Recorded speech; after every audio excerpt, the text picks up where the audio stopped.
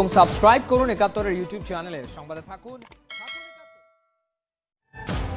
ঘরোয়া কিংবা আন্তর্জাতিক সব দেশেই ক্রিকেট ফিরে গেছে, কেবল ভারত আর বাংলাদেশের ভাবনাতেই পড়ে আছে। করোনা মাঠ থেকে খেলা কেড়ে নিয়েছে, এখন পর্যন্ত টাইগার ক্রিকেটাররা কোটি টাকার লোকসানে পড়েছে। ফের পরীক্ষাতেও মাশরাফি করোনা পজিটিভ হয়েছেন, তবে নিজ বাড়িতে তিনি সুস্থই আছেন।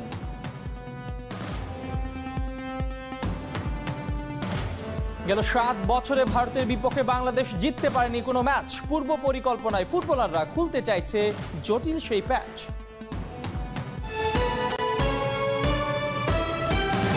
স্বাগত একাত্তরের খেলা যুগে, আপনাদের সঙ্গে আছে আমি ইহতিশাম সবুজ। ক্রিকেটে বাংলাদেশ কবে ফিরবে? দেশের বর্তমান পরিস্থিতিতে উত্তরটা একটু কঠিনই বটে। একই অবস্থা প্রতিবেশী দেশ ভারতেরও। এই দুইটা দেশ ছাড়া টেস্ট খেলুড়ে বাকি সব দেশেই ক্রিকেট ফিরে গেছে। কেউ আন্তর্জাতিক সিরিজের জন্য প্রস্তুতি নিচ্ছে, কেউ আবার ঘরোয়া ক্রিকেটে ব্যস্ততা বাড়িয়েছে। নাহিয়ান বিন জসিমের রিপোর্ট। শঙ্কার কালো মেঘ কেটে যাচ্ছে, ক্রিকেট বিশ্বে একে একে আসার সূর্য আলো ছড়াচ্ছে। দিন তিনেক বাদেই করোনার ধাক্কা সামলে প্রথম কোনো আন্তর্জাতিক ম্যাচ গড়াচ্ছে। বদলে যাওয়া পৃথিবীতে নতুন নতুন সব নিয়ম নিয়ে ইংল্যান্ড ওয়েস্ট ইন্ডিজ লড়াই শুরু হচ্ছে। বাংলাদেশের চেয়ে যে দেশে বেশি করোনা মহামারীর চোখ রাঙানি, সেই পাকিস্তানও পৌঁছে গেছে ইংল্যান্ডের মাটিতে টেস্ট আর টি-20 সিরিজ খেলতে। 10 ক্রিকেটারের করোনা আক্রান্তের ঘটনাও তাদের পারেনি দমাতে। মাঠে নেমে পড়েছে শ্রীলঙ্কাও। কাছাকাছি সময়ে কোনো আন্তর্জাতিক ম্যাচ না থাকলেও ওরা বসে নেই। অনুশীলন শুরু হয়েছে গেল মাসেই। নিজেদের মধ্যেই ম্যাচ খেলে তারা নিজেদের প্রস্তুত রাখছে। 25 জুলাইয়ের মধ্যে আন্তর্জাতিক ম্যাচ খেলার উপযোগী হবে লঙ্কা ক্রিকেট দল। শতভাগ স্বাস্থ্যবিধি মেনে আফগানিস্তানের মতো দেশেও ক্রিকেট শুরু হয়েছে। জিম্বাবুয়ে সিরিজকে লক্ষ্য করে রশিদ খানের দল পুরোদমে ঘাম ঝরাচ্ছে, নিজেদের মধ্যে ম্যাচও খেলছে। ওদিকে জিম্বাবুয়েও প্রস্তুতি নিচ্ছে। England, Windies, Pakistan, Sri Lanka, Afghanistan, Zimbabwe 6টা দেশ আন্তর্জাতিক ক্রিকেট ঘিরে মাঠে নেমে পড়েছে। অস্ট্রেলিয়ায় ঘরোয়া আসর চলছে, দক্ষিণ আফ্রিকা আর নিউজিল্যান্ড অপেক্ষার প্রহর গুনছে। ব্যতিক্রম ভারত আর বাংলাদেশ। যদিও আইপিএল শুরুর তোড়জোড় আছে ভারতে। বিসিবির কাছে ব্যক্তিগত অনুশীলনের অনুমতি চেয়েও বিমুখ হয়েছেন ক্রিকেটাররা। বাড়ির ফিটনেস ট্রেনিং দিয়ে তো আর আন্তর্জাতিক ক্রিকেটে ফেরা যাবে না। প্রায় 4 মাস ঘরবন্দি ক্রিকেটাররা আন্তর্জাতিক ক্রিকেট উপযোগী হতে অন্তত মাস খানেকের দরকার। সামনে থাকা এশিয়া কাপ সময় মতো হলে ক্রিকেটারদের জন্য কঠিন চ্যালেঞ্জই অপেক্ষায় রয়েছে, কারণ অনুশীলন শুরুটা ঈদের পরই করার ইচ্ছা বিসিবির। আমরাও কি পর্যায়ে কতটুকু করব সেটা এখনো প্রক্রিয়াধীন রয়েছে। আমাদের মেডিকেল এক্সপার্ট যারা আছে তাদের সাথে আলোচনা হচ্ছে এবং আমাদের কর্মকর্তারা এটা নিয়ে একটা পরিকল্পনা এবং একটা এসওপি, স্ট্যান্ডার্ড অপারেটিং প্রসিডিওর বা একটা প্রোটোকল আমরা তৈরি করতে যাচ্ছি।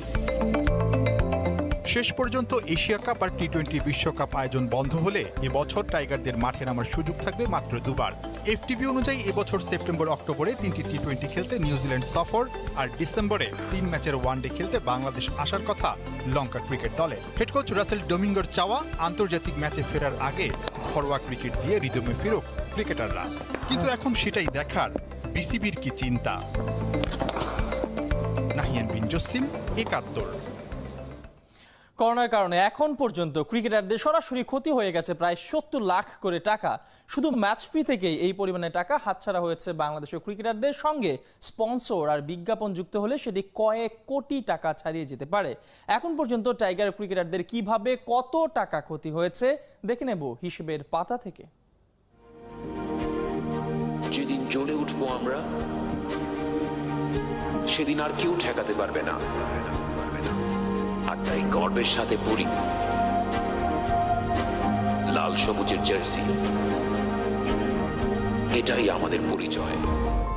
এই পরিচয়টা কে দিয়েছে? ক্রিকেট দিয়েছে, ব্যাট বলে হয়েছে। 22 গজের উইকেট তাদের বিশ্ব নন্দিত করেছে, তারকা খ্যাতি দিয়েছে। কিন্তু এই যশ আর খ্যাতি ততক্ষণ আছে যতক্ষণ মাঠে ক্রিকেট আছে আর তারা খেলতে পারছে। করোনা যেমন সব কেড়ে নিয়েছে, রংচাটা এমন বিজ্ঞাপন কিংবা স্পন্সর সবই তো ঘাপটি মেরে বসে আছে। খেলাহীন সময় যত গড়াবে ক্রিকেটারদের ক্ষতির পরিমাণ তত বাড়বে। বাংলাদেশের ক্রিকেটারদেরও দিন যাচ্ছে আর ক্ষতির পরিমাণ বাড়ছে। ম্যাচ ফির হিসেবে যাওয়া যাক। টেস্টে বাংলাদেশের বর্তমান ম্যাচ ফি 6 লাখ টাকা। সেই হিসেবে করোনার কারণে এখন পর্যন্ত 8 টেস্ট মিস করেছে বাংলাদেশ। ক্ষতির পরিমাণ যেখানে 48 লাখ। ওয়ানডে মিস করেছে 4টা, এখানে 3 লাখ ম্যাচ ফি হিসেবে 12 লাখ টাকা করে হাতছাড়া হয়েছে বাংলার ক্রিকেটারদের। সমান টি20 মিস করে প্রতি ক্রিকেটারের ক্ষতির পরিমাণ 8 লাখ টাকা। 3 ফরম্যাট মিলিয়ে করোনার কারণে এখন পর্যন্ত টাইগার ক্রিকেটারদের মোট ক্ষতির পরিমাণ দাঁড়িয়েছে 68 লাখ করে টাকা। সামনে বাংলাদেশের আরো 2টা সিরিজ, সঙ্গে এশিয়া ও টি20 বিশ্বকাপ যা এখনো ঝুলে আছে। এই টুর্নামেন্টগুলো বাতিল হলে নিশ্চিতভাবেই ক্ষতির পরিমাণ কোটি টাকা ছাড়াবে। তবে চ্যাম্পিয়নশিপের অংশ হয় টেস্ট ম্যাচগুলো হয়তো হবে, কিন্তু বাকিগুলোর জন্য নিশ্চিতভাবেই অর্থ হারাতে হবে। সঙ্গে ক্রিকেটের বাইরে থাকায় তাদের ব্যক্তিগত স্পন্সর আর বিজ্ঞাপন না থাকায় কিছু কিছু ক্রিকেটারের তো কয়েক কোটি টাকা লোকসান হয়ে যাবে। তবে আশার ব্যাপার, অস্ট্রেলিয়া, ইংল্যান্ডের মতো ক্রিকেট বোর্ড ছাঁটাই আর বেতন কাটার নীতিতে গেলেও বিসিবি এখানে একেবারেই ভিন্ন। নিয়মিত বেতন দিয়ে উদাহরণ তৈরি করেছেন ক্রিকেটের না কুচু এমন অনেক দেশের সামনেই। ইহতেশাম সবুজ, ৭১। দ্বিতীয়বার নমুনা পরীক্ষা করেও করোনা পজিটিভ হয়েছেন বাংলাদেশ দলের সাবেক অধিনায়ক ও নড়াইল 2 আসনের সাংসদ মাশরাফি বিন মুর্তজা। আজ থেকে 4 দিন আগে পরীক্ষা করিয়েছিলেন ম্যাশ। দ্বিতীয় দফায় পরীক্ষার ফলাফল পজিটিভ আসলেও তিনি সুস্থ আছেন, বাড়িতে আইসোলেশনে থাকবেন। নিজের সুস্থতার জন্য দেশবাসীর কাছে দোয়া চেয়েছেন মাশরাফি বিন মুর্তজা। গেল মাসের 20 তারিখ করোনা পজিটিভ হয়েছিলেন টাইগারদের সাবেক অধিনায়ক।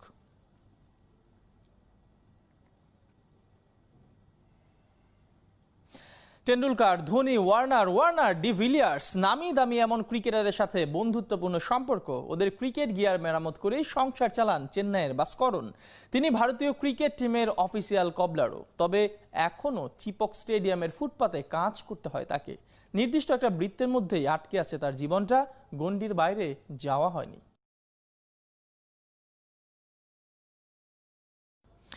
12 নভেম্বর ঘরে মাঠে ভারতের বিপক্ষে ফিফা বিশ্বকাপ বাছাই পর্বের ম্যাচ। খেলার 4 মাস আগে থেকে সুনীল ছেত্রীদের বিপক্ষে জিততে না পারার কারণ খুঁজতে শুরু করে দিয়েছেন বাংলাদেশের ফুটবলাররা। নিজেরাই প্রশ্ন করেছেন, গত 7 বছরে 3 বার ভারতের বিপক্ষে মাঠে নেমে 3 বারই আগে গোল করে কেন 3 বারই ড্র হয়েছে। উপলব্ধি জানাচ্ছেন বিস্তারিত।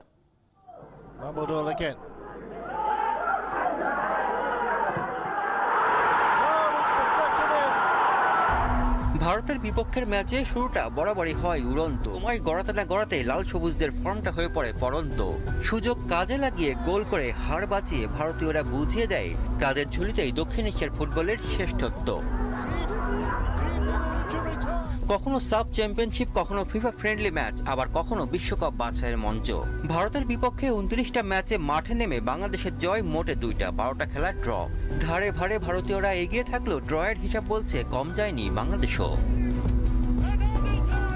দুই দলের সর্বশেষ 5টা ম্যাচের মধ্যে 3টাই ড্র।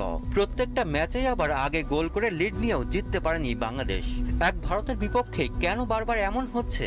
ওই ম্যাচগুলোর সাক্ষী মিডফিল্ডার মামুনুল। বিষয়টা তাকেও ভাবাচ্ছে। ওদের গুড লাক, আমাদের ব্যাড লাক, এরকমই আপনার ধরতে হবে। কারণ কিছু কিছু ক্ষেত্রে হয় কি 50-50 বল বলেন, যেটা গোল না হওয়ার এটা গোল হয়ে যাওয়া, আবার আমাদের যেটা গোল হওয়ার এটা গোল না হওয়া, এগুলো কিন্তু এক ধরনের লাক ফেভারও চলে। বাট আমাদের কিছু ফিনিশিং এর অভাব থাকে বা আমাদের কিছুটা ডিফেন্সিভ মিস্টেক থাকে। আমরা যত কমে মিস্টেক করব তত ভালো।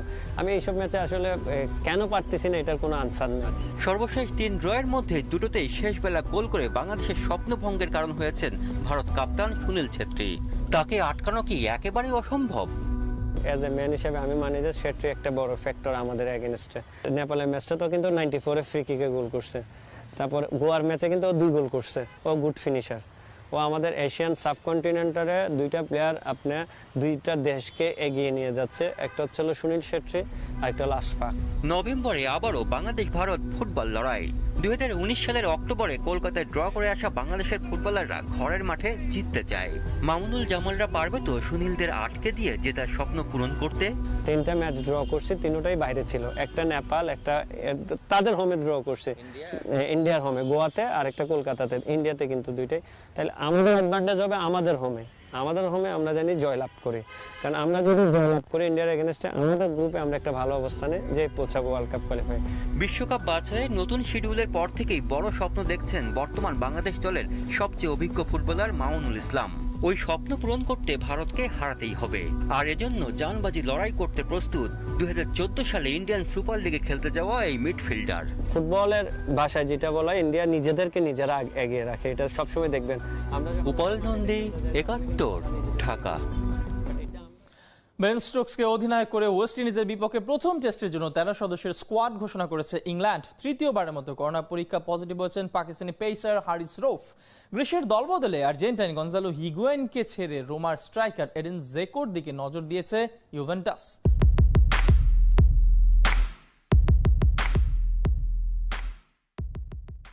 এবং সাবস্ক্রাইব করুন 71-এর ইউটিউব চ্যানেলে, সংবাদে থাকুন।